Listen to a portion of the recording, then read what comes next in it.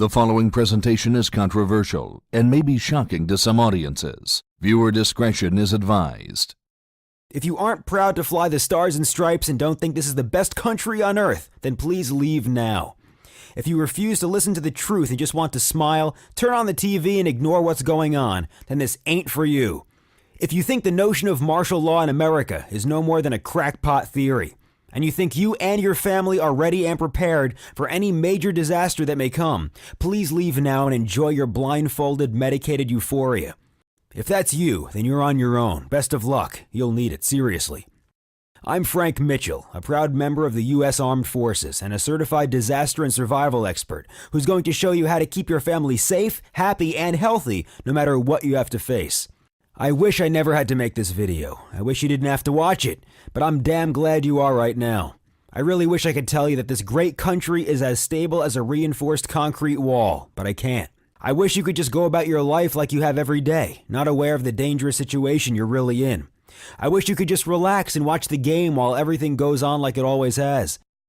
But I can tell you without a shadow of a doubt that if you don't wake up and listen to me right now, you and your family are on a one-way train to a catastrophe of epic proportions.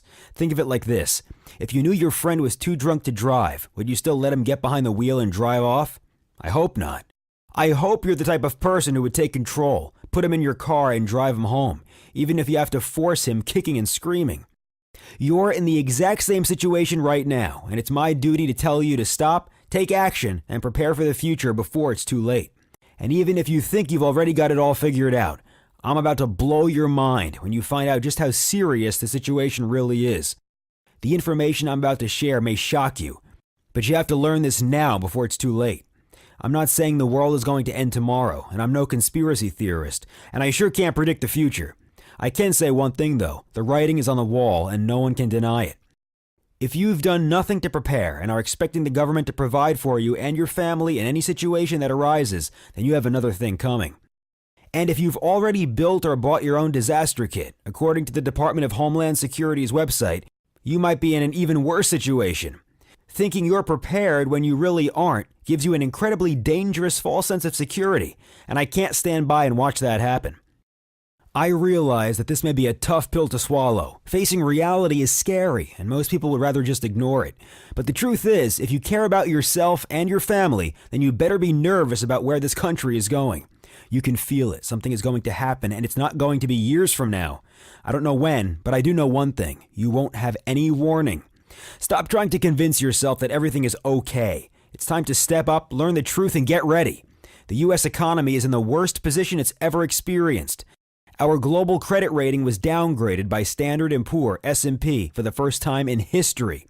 The crippling $17 trillion debt our bloated government created is shoving our financial system closer and closer to complete collapse.